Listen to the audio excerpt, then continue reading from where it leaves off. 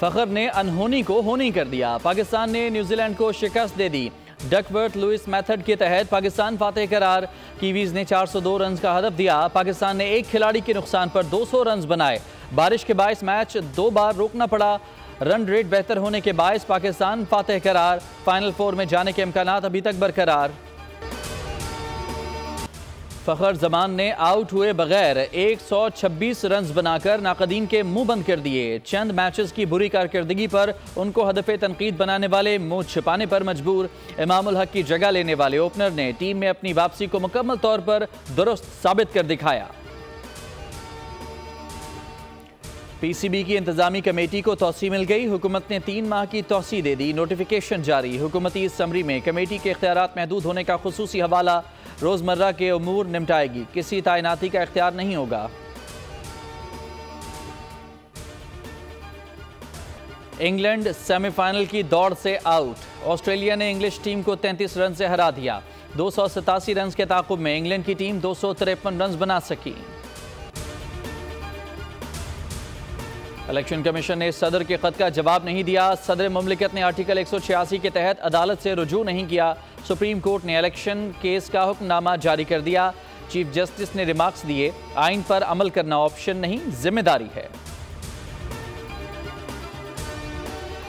मियांवाली में पाक फिजाइया के ट्रेनिंग बेस पर हमला नाकाम। 9 हमलावर जहन्नुम वासिल। क्लियरेंस ऑपरेशन मुकम्मल। ISPR के मुताबिक तमाम दिफाई असासे महफूज रहे। 3 ग्राउंड तैयारे को मामूली नुकसान पहुंचा। निगरान वजीर आजम की हमले की मजम्मत। पाकिस्तान में दहशतगर्दी के वाकयात पर भारत की बदनाम जमाना खुफिया एजेंसी रॉ के साथ सियासी जमात से जुड़े सोशल मीडिया अकाउंट्स का जश्न। मियांवाली हमले को सनहा 9 मई से तशबीह देने लगे। शोहदा की बेहुरमती और हर्जा सराई करने वालों का पाकिस्तान दुश्मन चेहरा बेनकाब हो गया।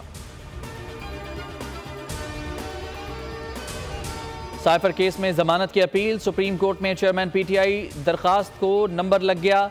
आइंदा हफ्ते समात का इम्कान। 190 मिलियन पाउंड स्कैंडल में जमानत बहाली की अपील समात के लिए मुकर्रर। इस्लामाबाद हाई कोर्ट के चीफ जस्टिस सामिर फारूक और जस्टिस तारिक महमूद जहांगीरी 7 नवंबर को समात करेंगे। सनहा 9 मई मुकदमात में एजाज चौधरी, मियां महमूदुर रशीद समेत दीगर मुल्ज़िमान का ट्रायल शुरू। 15 नवंबर को तलब। हमास लीडर इस्माइल हानिया के घर पर ड्रोन हमला। 2 बेटों के मौजूद होने की इतलात। गजा पर बमबारी का 29वां रोज। सहूनी फोर्सेज ने अस्पतालों और स्कूलों को निशाना बनाया। शहादतें 9488 हो गईं। 25,000 जख्मी। और भारत में अक़लियतों के खिलाफ बदतरीन क्रैकडाउन। FATF कवानीन की खुली खिलाफ वर्जी। एमनेस्टी इंटरनेशनल ने मोदी सरकार के चेहरे को बेनकाब कर दिया। भारतीय हुकूमत के खिलाफ एहतजाजी मुजाहिरा। जालिमाना कार्रवाइयां रोकने का मुतालबा।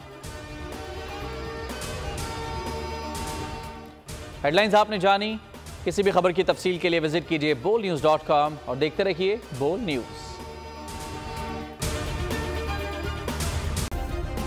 सब्सक्राइब करें और बेल दबाएं ताकि कोई खबर रह न जाए।